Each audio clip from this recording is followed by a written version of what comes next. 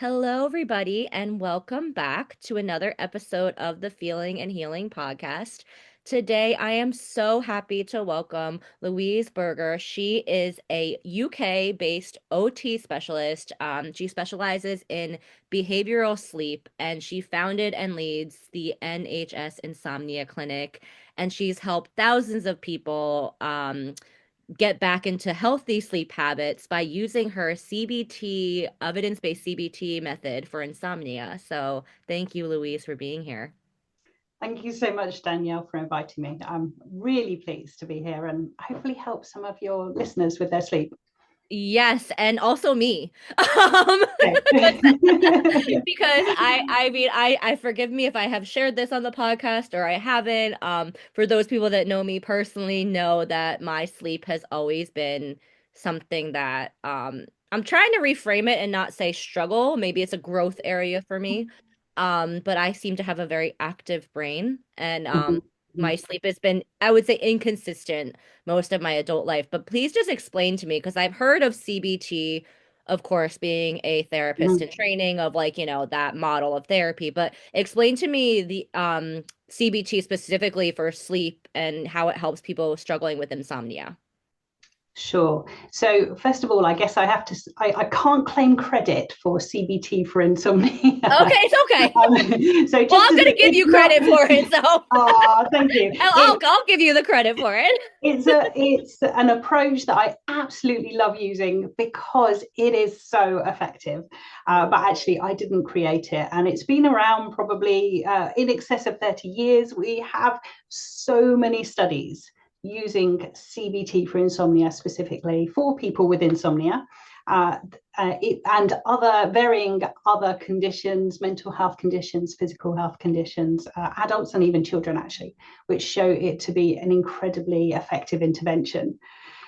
So it's got a lot of science behind it, a lot of randomized control trials and meta-analyses which support it. And across the world, the sleep societies are recommending this as a first intervention prior to using medication, which is really interesting because, I know you were reflecting before we started recording that actually the usual way is for doctors to provide medication for sleep rather than this approach.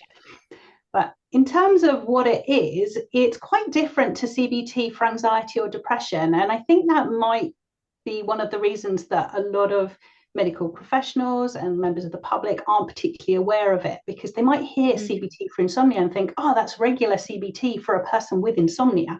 And I've done regular CBT and it didn't really help with my sleep. But it's actually very different. It's CBT in the terms that it's non-drug. It's kind of that umbrella term. But actually, we are using a lot of specific sleep knowledge and sleep interventions, which directly impact the body clock and helping to reset the sleep pressure, which is really, really important for sleep. And also addressing some of the psychological factors that perpetuate sleep. So we know that for many people, they may be sleeping fine, and then something happens which then throws their sleep. And for about 90% of individuals, their sleep will go back to baseline when either the stress subsides or maybe their body just adapts. But there's that minority of people where it seems like they get stuck in this perpetual pattern of not sleeping very well.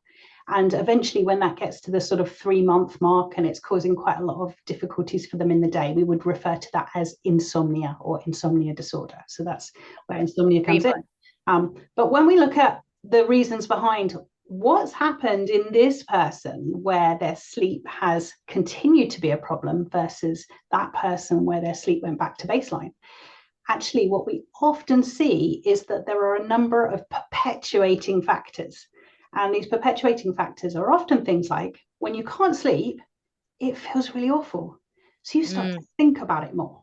You start to focus on it. You start worrying, what if I can't sleep tonight? Or what do I need to do to make myself sleep? Then you start Googling, answers, trying to bring in a new wind down routine, or you're feeling dreadful during the day and you can't remember your colleague's name and you're like, oh, it's because I didn't sleep. So suddenly all of this attention and effort And even self-blame and frustration and, all those sort of more negative emotions are occurring around sleep, which actually then means that we're getting to bedtime and our brain is going, gosh, there's a big problem here. I've got to make sure that I sleep. I can't be awake. This is really serious. So our brain is like gearing up for a battle come bedtime, which then means we have another bad night. And then this goes on. And eventually our brain has started recreating the habit, thinking it's being helpful, keeping us awake, thinking that's what it's meant to be doing, because it's very much associating the bed with stress and being awake rather than the bed with sleep. So when we are using CBT for insomnia, we're essentially using a number of behavioral and psychological interventions, which are aimed at trying to address some of these psychological and behavioral factors that are causing the problem to keep going. Because it's really common for people to say, my insomnia problem started when I got divorced, when I changed job, when I moved house, when my mum got sick.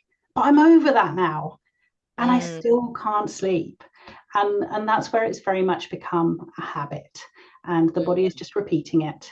But the great thing about habits, of course, is that we can change them. Absolutely. Yeah, no, and thank you for explaining that, because you're absolutely right. And I will say I'm one of those people that probably associate, because I struggle with sleep, associate, like, yeah, like when it's bedtime, it's like, oh, but Danielle, I tell myself, like, you have to go to sleep now. Like, and I do put that like unnecessary pressure in a moment where my body needs to be relaxing and I need to be winding down. But instead I'm shifting to this, like, oh, you have it's like this task that I need to do. And that's Yeah, not what absolutely. sleep is Yeah, meant yeah. to be. Sleep is meant to be restful and relaxing and not a pressure, a task. It's necessary Yeah, for our well-being to sleep. yeah. It's kind of something that we open up to, but it's not Mm. something we can force or command. And that is very, very different to almost everything else in life. Most things Yeah. in the harder you try, the more attention you give it, the more you practice, the more effort you put in, the better you get. Whereas sleep is one of the few things. I think another example might be trying to make someone fall in love with you, or trying to Mm. impress the cool girls at school. I know I Mm. was definitely not cool, and that was something I, went through phases of. And the more I tried to impress them, the more I tried to be nice or helpful or say silly jokes or laugh at the teacher, it seemed to make the situation worse. Yeah. And it sleeps a little bit like that actually it works best when we worry about it least. Mm. When we open up to it, but we're not trying to control it. Yeah, no, I love that, because you're right. It's something, it's like our natural body rhythm. We can't control. I think too, as human beings, I mean, I think about all of the things we're stimulated with that help us not to sleep, right? Like caffeine and just our daily lives, you know what I mean? Like sometimes there's only so many hours in the day. But I also too would love your thoughts on, because I've only been privy to this in like the last couple of years because of my struggles with sleep. It was like, from what in my understanding, like we all have sleep debt. Like, just because you sleep one night, like let's say you don't sleep well one night and then the next night you sleep well, it's like, I guess you have, like, that doesn't mean that you're even. Like, it's like you still have to make, I don't know the ratio. You would probably know better than me of like how much sleep you need after like a really bad night's sleep. Yeah, I think the principle behind that is that we should prioritize sleep and give ourselves sufficient opportunity to sleep. And we should Mm. try and do that in a regular sort of way. The idea that we can massively deprive ourselves at the weekend and then pay off the debt and it's absolutely fine and it doesn't have any negative impact on our health, pay off the debt at the weekend, that doesn't really tally. We know that actually one important component of sleep is regularity. Mm. And when we have big shifts in our sleep timing at the weekend, actually that can carry some negative effects itself. We refer to it as social jet lag because it often confuses our body clock in the way that long distance travel would, but it's a Mm. lifestyle factor rather than a travel factor. But certainly it's important to be trying to get enough sleep over the course of the week rather than just making up for it at the weekend. That Yes, and I hate to say that I'm probably like one of I'm like I'm one of those. I'm like as you were talking, I'm like I think I do that, like, and I feel I mean like I know there shouldn't be any shame around my sleep. I mean, I'm very open about it. I'm like, yeah, it's one of those things that I don't like to put a lot of pressure on it, but I do feel the impact on my mental health when I do not sleep well.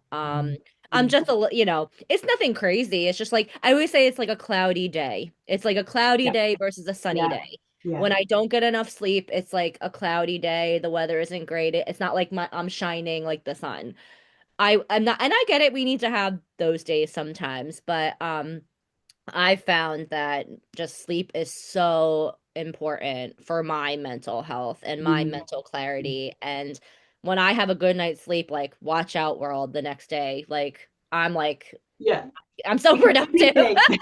Yeah, anything can Yeah, happen after yeah, Danielle has like a good, and it feels so good when you feel rested, you yeah, know? yeah, absolutely. Yeah, it is just so fundamentally important for our mood and mental health, but yeah, also cognitively, our clarity of thought, our Hmm. ability to make decisions, to weigh things up, to be decisive, all of those kind of things. So, concentration and focus. It's just really, really important. Um, so it's really sad when people are struggling, and that's the difficult thing, that we often get messages that sleep is really important, and yeah, that is an important message to be conveyed, and we want people who maybe aren't giving it the priority it needs in their life, or maybe they're not spending enough time in bed because they're burning the candles both ends. We want them to hear that message. But there is a massive population of people who are being very attentive to their sleep, and they are spending plenty of time in bed, and they're winding down and they're trying really hard, and they are still not sleeping. And Mm. then that message starts to actually increase anxiety and make Mm. people worry. If you scare someone without giving them any solutions or strategies, then actually they're probably going to be in a worse place. It's not very helpful. And that's one of the difficulties, I think, with sleep messaging, that actually we need Mhm. to kind of make it clear, who are we targeting this message at, because different groups of people will benefit from different messages. And the idea you just have to sleep more for everybody is not helpful. And furthermore, it's not actually accurate. Some Yeah. people are getting enough sleep. Some people don't need 8 hours sleep. Sleep is a bit like Yeah. exercise. Not everybody needs the same. And furthermore, we're focusing on one component of sleep, the quantity.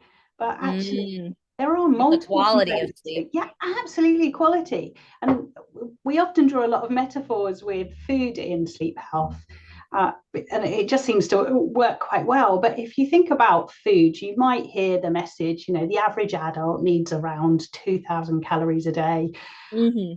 But it never comes with so eat whatever you like. You can have McDonald's meals all day long, every day, if you want, because that'll be fine so long as you get your quota of calories.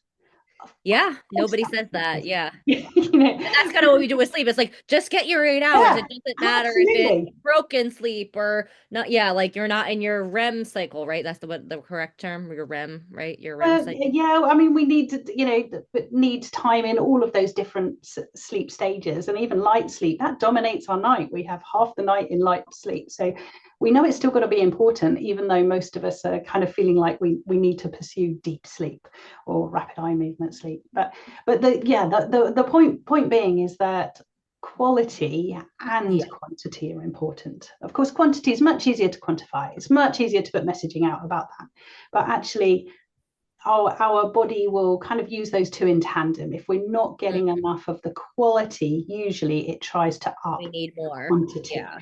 And equally, if we're short on quantity, our body will try and compensate by making sure the next night we have more deeper sleep. It Mhm. pushes us into deep sleep more quickly and holds us there for longer to give us that better quality of sleep, to try and repay the debt as best as it can. Oh yeah, I mean, I know just from my personal experience in my body that if I don't have a good night's sleep the night like for instance last night I did not have a great night's sleep and I know today once my head hits that pillow like hopefully I'll Yeah. be out. Like Yes. I can feel it already. It's early. I mean, Yes. you're in the UK, Yeah. it's the afternoon, it's early in the US like I'm like, yeah, and like I have a long day today and I'm like, oh, I know once I get home tonight, I'm like I'm gonna be out like a light. Like I can Yes. just feel Yeah. it. Absolutely. Yeah, because your body's trying to make up for it. And Yeah. actually it's a really important message for people who struggle with their sleep to hear. You know, if you've suddenly hit a period of poor sleep, rather than worrying about it, trust your body. Your Mhm. body Oh, always wants to yes. get back to baseline. And it a good sleeper will often think, oh, well, never mind, I'll sleep well tonight. Whereas somebody who's maybe had difficulties with their sleep might be a little more inclined to think, oh, what's going on? Why am I not sleeping? Am I going to be able to Mhm. sleep tonight? But trust your body. Your body wants you to be able to sleep just as it does breathe and eat. You know, that's built Yeah. in. If you try and stay awake forever, you will fail. There's no Oh, human being who's managed to achieve it. I think that what I mean, I think I had a one bout of insomnia like for a week. It was just a week. And I remember like that was the most it was so because I like literally I tried everything. I and it was like for a good, yeah, I would say like a solid week. Like I was just it was the most awful experience I've ever gone through. I was like, this is not like my brain just like I couldn't turn it wouldn't turn off. And I was just like I couldn't get my body wasn't resting and it was miserable. When I was when it was I remember like vividly and I was like that's when I also knew something was going on and something was wrong of course, like, going on in my mental health and my physical health. But I was like, this is not the way we were built. Like, Yeah. we need, like, that's like, as I said, sleep is as important as air, as water, as nourishment, as food. We're not, we're not machines. We're not, No, we absolutely. are. And I would love to also know your perspective on, because I hear it all the time. And we all have two like different circadian rhythms, right? Like not everybody has the same one, but of course we we try to maybe have certain bedtimes and that adjusts Mhm, based off of your personal needs, but we do all have like a individual rhythm that our mhm. bodies sync up to when it comes Yes. to sleep, right? Yeah, definitely. Yeah. So our circadian rhythm, which is regulated by our body clock, which is a cluster of cells in our brain, and then we have lots of little clocks in all the different cells and organs around our body. And I mean, the great thing about our body clock is it is adaptive. So Mm. we're able to manage with winter and summer where sunlight exposure is going to change, but also we can adjust when we travel. But at the Mm. same time, that means that while our body clock is driving our patterns, it's also influenced by our environment and our Mhm. lifestyle, some of the things we do. And it can certainly be the case that for some people their body clock is has drifted or shifted, often as a result of somewhat internally driven patterns, maybe a little bit of a slower body clock, but Mhm. also we're getting a lot of light in the evening Mhm. and we're Yes. not getting a lot of light over the course of the Yes. daytime, Yeah, which in the our winter. ancestors would have got up and got out. I mean, even if we sort of rewound to maybe, I don't know, the 60s or 70s, still a lot of people didn't have cars. They had to walk places. True. And Yeah. you couldn't get your shopping delivered to your house. You had to go Yeah, out. yeah, you had to go out. Yeah. Yeah.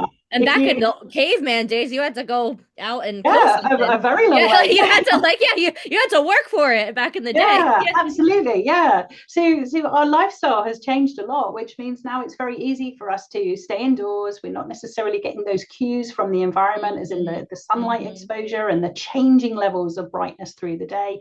We're not necessarily getting the movement that we would have got before. There's a whole load of changes in our lifestyle which make it a little harder for our body clock to be really sure on what time is it.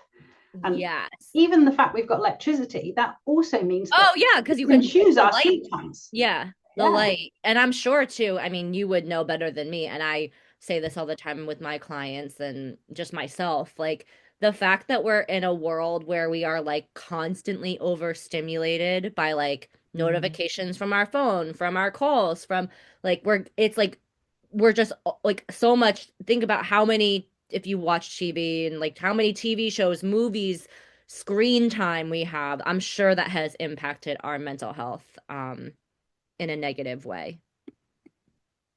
Oops, did I lose you?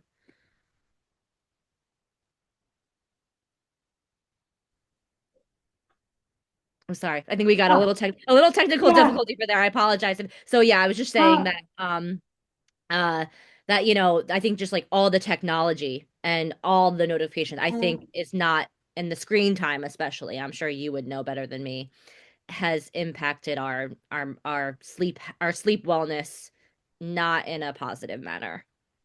Yeah, I guess it's probably in the sense that we're always available and we always Hmm. feel like we should be productive, and we Yes. have very little quiet time, whether that be for resting or reflecting.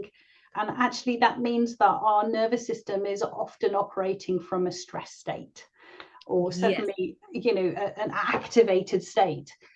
Again, I'm pretty sure that even if you rewound maybe 50 years or so, people had a lot of periods in the day where they had very little contact with other people, there was very little stimulation, where it was quiet, where they were bored. I mean, can you imagine that, being bored nowadays? No, The yeah, I moment know, I'm in a right? queue, I'm like, I what know, it's like, podcast do I yeah, listen it's to? like we just, yeah, I can't even, yeah, imagine just like sitting and doing like nothing. Yeah, Like that feels yeah. foreign to me. Absolutely. So we had a lot of opportunities during the day to switch our nervous system back into that parasympathetic state, that rest and digest Mm, state.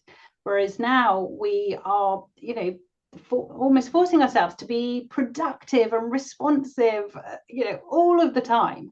And then we've gone 100 miles per hour throughout the whole day. And then we get to bedtime and we're like, right now, brain, you need to switch off. I want to sleep now.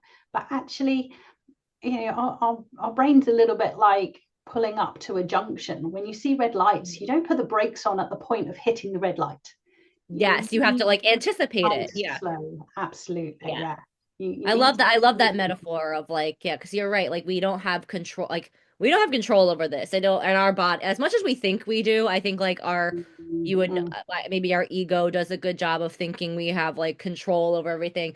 We don't have a lot of control over what's going on, and No, no, oh, absolutely. in our bodies and our brains, as much as we think we do, it's very cognitive. But when it comes to like sleep too, obviously it's a full body experience. It's Yeah, mind, body. I mean, your brain needs it.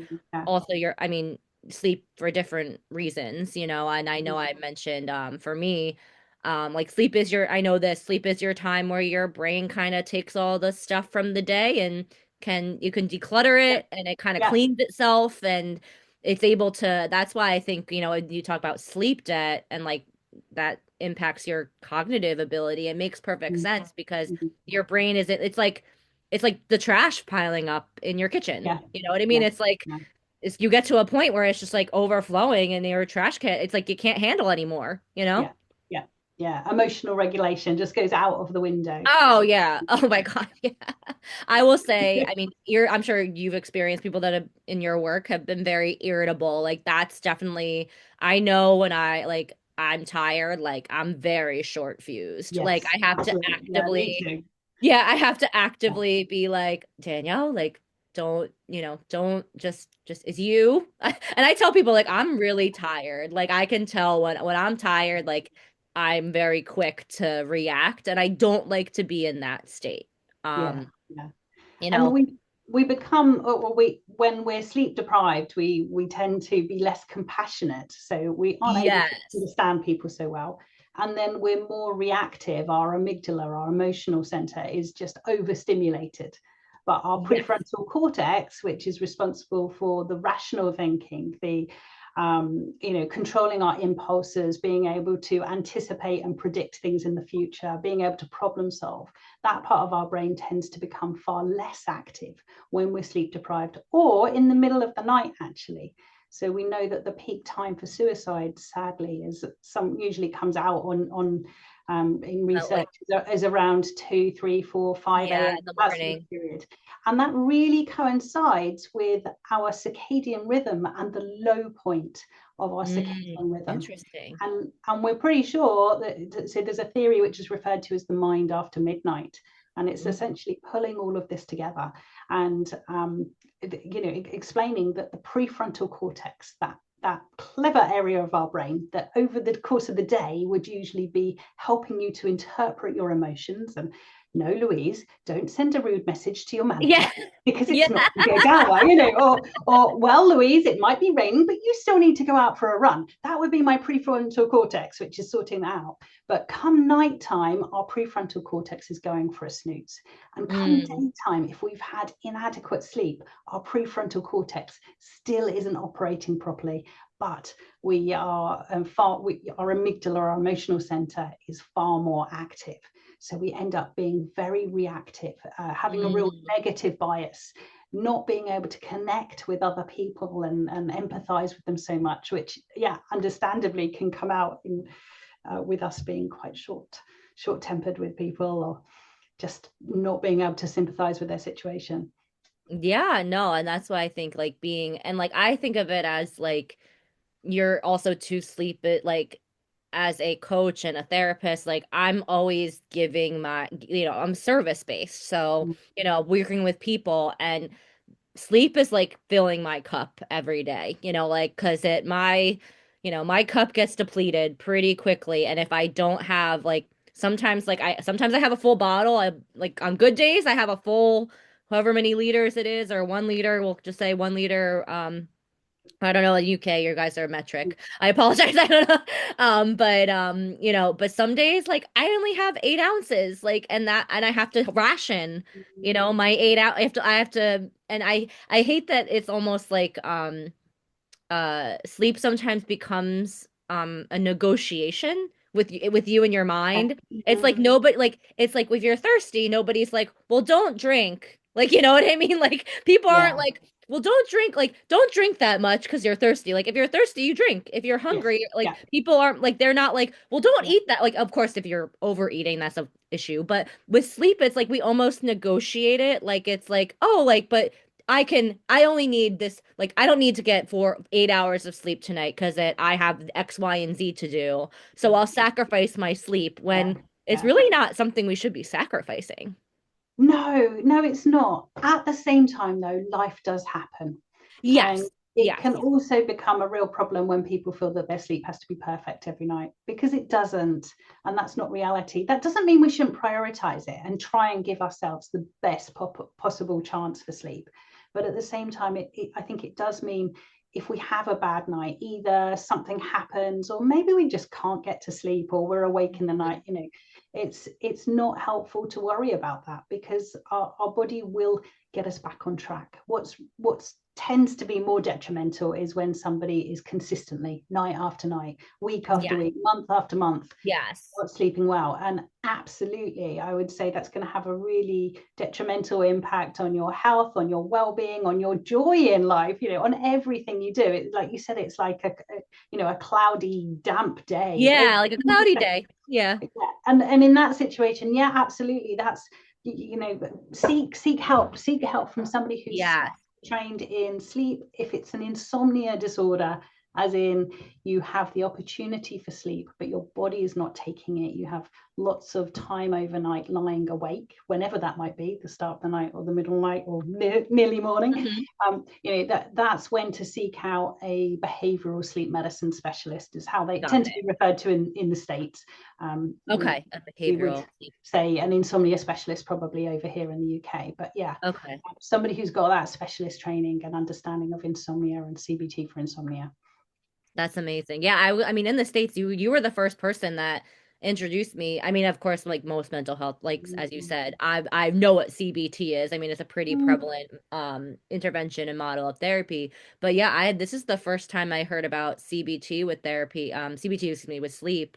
I know why in the States, but I hate to hear that it's such a effective treatment, Yeah, but it's yeah, not like the first thing that yeah. doctors or mental health professionals want to help their patients with. I hate to say this, they go towards medication first. Like it pains Yeah, me to hear that yeah, because I it's like agree. Yeah, and I will be I've shared this I mean I have no problem sharing like I have been on sleep medications and they're like I mean talk about Zolpidem, Ambien, mm, Trazodone, I forget the generic name for that. Mirtazapine, Remeron, all like I mean that's not a sleep medication but still I people use yeah, it for it sleep. can be used for that. Yeah, uh Xanax, the yeah, Alprazolam, like they off label use that for sleep. Like, and I know it's probably not for good for my wellness mm, to be on all like of course trial and error. I was never on these medications for mm, more than 6 months, but still like for that time period that I was on them, it was like kind of I guess a temporary insomnia situation yeah, where I like was acute insomnia. Yes, yeah. yeah. I don't suffer from, I haven't been diagnosed with like, I guess long-term insomnia. Mhm. But it was to get me back on track, but still Yeah, like I wish I would have known about a more natural, remedy yeah, versus going the absolutely. medication Yeah. route.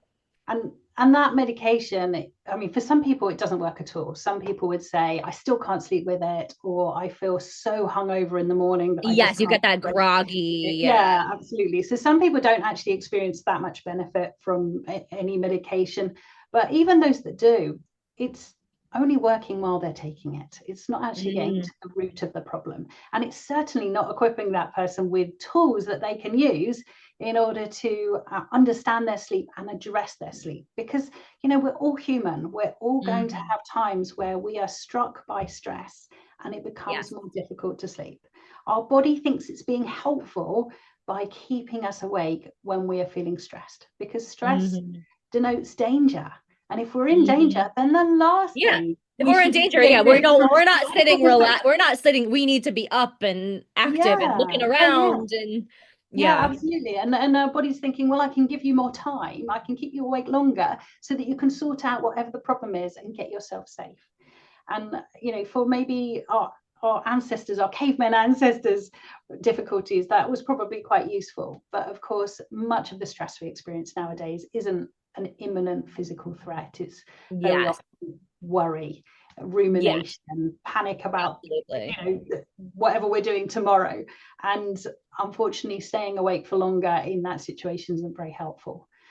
um, No, no. I mean, I'll be the first one. From personal experience, if you don't stay awake and ruminate about, and that's the problem with, I think, like I've shared with you, is that I think just my mind, I think we're just so overstimulated. Like I could, if I had a choice, like let's say, like in an ideal or in a weird world, I had a choice whether I needed to sleep or not. Like I mean, I could go days with being very productive and not sleeping. But of course, I know I need to sleep and it's very important to me as I've learned. And honestly, like I would rather have a good night's sleep and like have a very like mental clear day, a very productive day versus like a couple days with like not great sleep. Like I mm, would rather just I like because the quality, like going back to quality, right? It's like your mental clarity, it's the quality of your thoughts, not the amount of thoughts. It's like my thoughts are clearer, I'm more articulate, I'm more present, mm, mm. and when I feel like, and I hate to say this is even awful for me to say, and I'm not saying that, when I don't have a good night's sleep, like the one thing I'm thinking about, like the next day is like, oh God, I can't wait to go to sleep. Like I know that's so awful to say, but like I almost like don't enjoy the day as much because I'm like, Yeah, oh God, I just want to go to sleep. wishing Like it I just away. need sleep, Or like I just like, and also too, what's your opinion on, I mean, I'm sure it's different for everybody, but what's your like a take on napping? Um or like So taking, quick naps or here or there? Because I know it's different for everybody. yeah, absolutely. And I think it depends what your purpose is. So ideally, a person would be able to ensure that they're having sufficient sleep at night to get what they need. Yeah. And also, in principle, there is actually nothing wrong with naps. I mean, Okay. we're fairly close to Spain, and I believe that far fewer people in Spain now take a siesta. Oh, But they do been a part of siestas, their yeah. yeah, been a part of their culture for a very long time, and we don't hear of the Spaniards having a whole load of health issues or having insomnia at night because they take a siesta. But when you Mhm. look at the way they do it, they are pretty consistent. And they do tend to go to bed quite late. So they have a bit of a shorter night. So really they're Yes, taking I do know that. My business coach, two actually, chunks. she Yeah, lives in Spain, and she's like, they don't start eating dinner till like 9 o'clock some no, nights. I know, it's Yeah. crazy. And I'm I mean, like, I'm in bed. I'm like yeah, in the US, I'm like, I'm yeah, like in the weekday, like, oh, I'm curled up in my bed at 9 o'clock, absolutely. Yeah. especially in the winter. I mean, the summer is different because the light, and Yeah. I will share that I'm glad you mentioned that. Like, I'm definitely impacted based on the season. My Mm, circadian rhythm, I think, is definitely very sensitive to the light. yeah.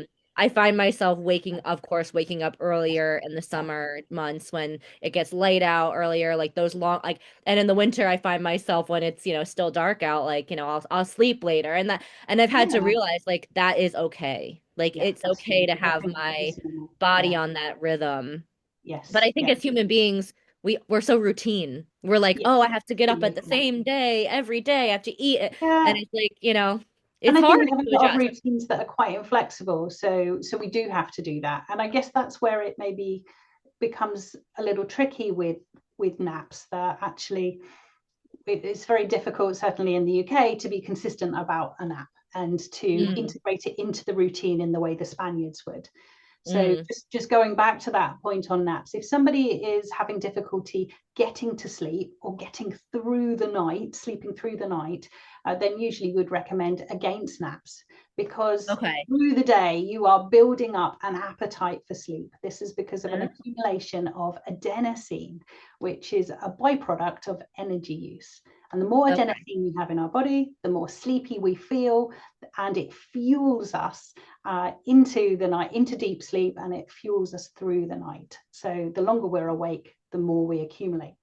If we have a nap, it's a little bit like we're having a snack. And Yeah, yeah, like eating. Yep, yep, I yeah, get it. absolutely. And you might get away with that snack as long as it's not immense. If you have a biscuit at 2 o'clock in the afternoon, you'll probably still be able to build up enough appetite for dinner. The But sleep. if you Yeah, have yeah. a double chocolate chip muffin at 5, 6 o'clock, right before dinner, you're Dinner. going Yeah, to have you're not dinner gonna be time, able and to. you'll have deferred your appetite. So that's where I'd say naps, in principle, nothing majorly wrong with them. Some people really feel from sort of 15, 20 minutes, which keeps it short. It stops us dipping into deep sleep, which is more likely to offset our nighttime sleep, or keeping it earlier in the day to give ourselves the opportunity to accumulate sleep. Many people can enjoy that and benefit that. And if they're still sleeping well at night, then fine, And go that's for okay. Yeah. it. I'm Yeah. one of those people, I'm not a napper. I mean, I'd love to be, but I'm a busy I'm mum. not a napper either. Yeah. If I sleep in the day, I mean, for a start, I would just lie there and think, oh, I'm sure I'm meant to be doing something else. But Yeah, right.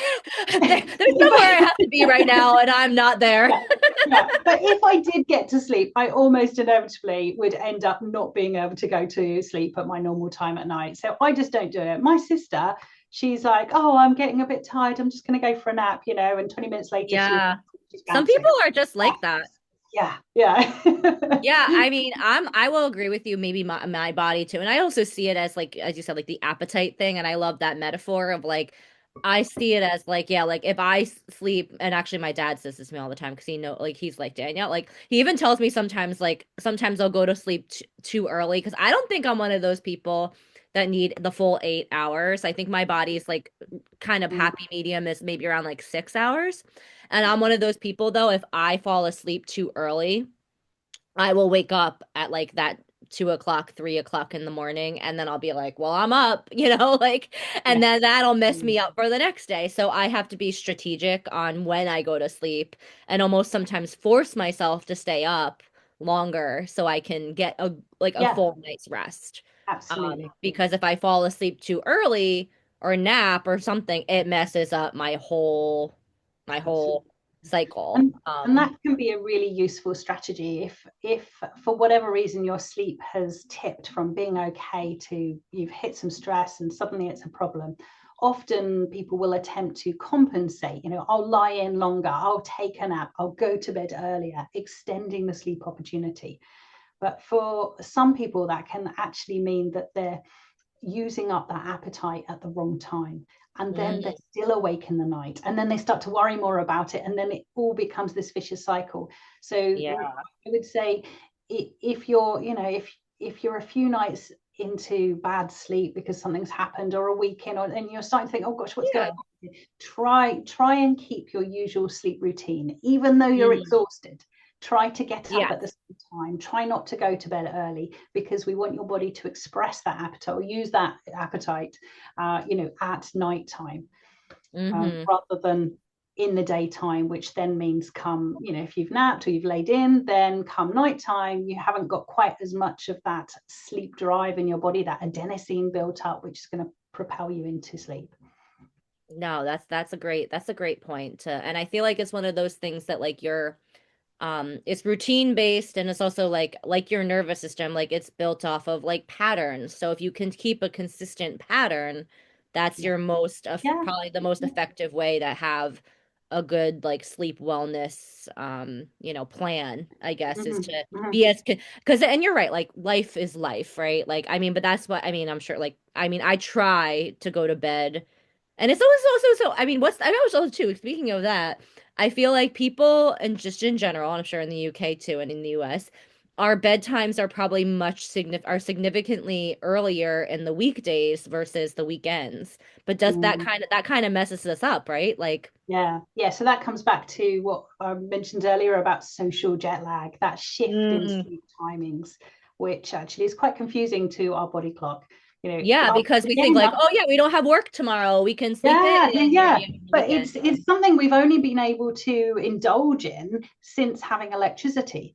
Again, if we True. rewound 100 years, people probably wouldn't have been adjusting their sleep timings very much, because they didn't have electricity. It still got dark at the same time. Yeah, The so yeah, they was didn't have any feeding at the light. same time. Yeah. Yeah, absolutely. So they continued with the same method. And furthermore, go back 100, 200 years, people didn't have alarm clocks. They had to rely on their That's body true. giving Yeah. them a They didn't consistent have wake time. a phone to Yeah, be like, yeah, like, no. yeah. So, they couldn't go to bed really late and think, oh well, it's fine because I'll wake up at the same. I They think we yeah, need to they be a bit use more yeah. consistent, and they thought that it was a great thing. They would have thought, I imagine, that it was a great thing that actually they could still wake up at a similar time, whether it be a Tuesday or a Saturday. Yeah. Because without that consistent primer to wake up, then well, you've got a problem getting your kids to Yeah. school, or getting to work, or feeding the sheep, or whatever it might be. Yeah, whatever the task is Yeah, for yeah, whatever time period or task that you're in. yeah. Yeah. It's funny because my husband often says, I don't get it. It's the weekend. Why do I still have to wake up at 6 o'clock? I don't want to be awake at 6. And I understand what he's saying. He's Yeah. absolutely right. It's the weekend. He liked to He sleep in. wants to, yeah, relax And I and yeah. don't think he finds me very sympathetic, because I'm usually coming back with something along the lines You're of, like, well, well, it's a really good sign. Your body clock is doing exactly what it's meant to.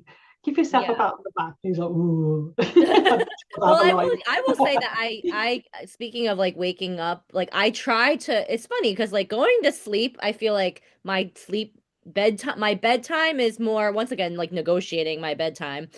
I feel Mm, like my wake up time is almost like non-negotiable. So like no matter how like, but my bedtime is something that I can, which is not right. I know, because it's like even on nights like on the weekends when I maybe I'm out a little bit later, like not crazy later, but a little bit later than like 9 o'clock, or if I have an event or a dinner, um, I'll still wake up at like, I mean, I might not be like fully active and showered and out to seize the day, but I can tell that my body wakes up at like that mm, the same time, like pretty much every every day. Like like just that you know, like I call it like, even if you're just laying in bed for a little bit, like to kind of, get mm. started. And that's a really good approach, because we can't control what time we fall asleep. We often hear it's Mm. really important to have a consistent routine.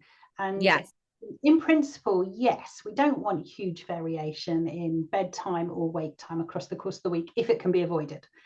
But if you're going to be consistent about one component, it would be better to be consistent about the wake time than the Mm. bedtime, Oh, because that's good. wake time drives consistency at night. So if you're always getting up at pretty much the same time, maybe half hour range or a 1 hour range at maximum, your body clock is learning when morning is, so it can anticipate that and boost your cortisol levels and ready you for waking so you actually feel alert and well. But also then it can work out when nighttime must be. And it can Yeah. boost your melatonin levels and reduce your body temperature, which are all important for getting to sleep. And then that Yep. other system we spoke about, that sleep drive, if your day always starts at 7 a.m., by 11 p.m., you've always got 16 hours worth of sleep drive, adenosine in your body.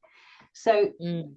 it's much easier to make a choice about when we wake, which we can do because we can set an alarm if our body's not waking us. And that will drive more consistency with when we're Yes. sleepy and That's get. actually a good like conditioning. Like I think of Yeah. like in psychology, like Pavlov's dogs, like our alarm clock. Like I mean, I know like like I mean, we're that's a way you can actually train like a good way you can train your body to be consistent is to have, of course, many people I know have alarm clocks. I mean, I think that's pretty normal these days. To have, Yeah. have an alarm is right it's right on our fingertips. But that's a great point that you make, like to focus more on your wake time versus your Yeah, bedtime. because you can make a decision over your wake time. It's much harder to. You That's can't true. command yourself to sleep. I must be asleep by 11. And if you don't feel sleepy, there's probably not a lot of point of getting into bed. And again, Mm, sometimes people with insomnia make that mistake because they're chasing sleep. They're wanting to yeah. give themselves as much opportunity as possible. They might be going to bed because they're feeling tired, but not sleepy. And they are different things. Mm, We separate them out in sleep medicine. A marathon runner would probably, after the race, be very tired, exhausted, probably wouldn't be able to concentrate particularly well. But they're not going to cross the finish line, collapse, and go for a sleep. no, no, no, not Quite definitely not. wired. They're tired but wired. And again, this is a presentation that we see or people often describe when they have insomnia, that actually they feel exhausted, they can't think straight, they're very low on.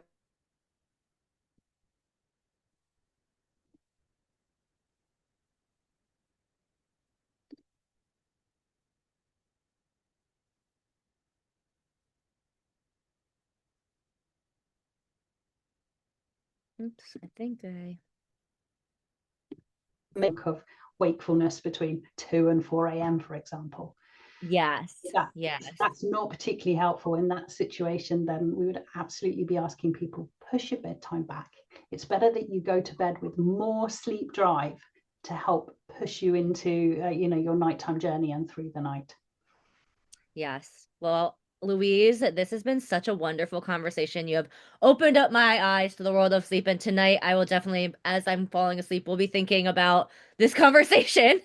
It's been Yeah, super but don't worry helpful. about it. Just trust your Oh, body. yes, yes. Just Yeah. trust my body. Yes. I'm not going Yeah, to be stressing over it. I'm just going to trust my body. And thank you for reminding me of that because I think that's something that like keeps us, that stress we put on ourselves. That definitely, you're absolutely. right. That's a big piece of it that, we have to be asleep. I have to be asleep. But thank you so much for this really engaging conversation. And I will put Louise's information in the show notes if you're interested in learning more about her and her work. And as usual, you can find the Feeling and Healing podcast on YouTube as well as Apple Podcasts and Spotify.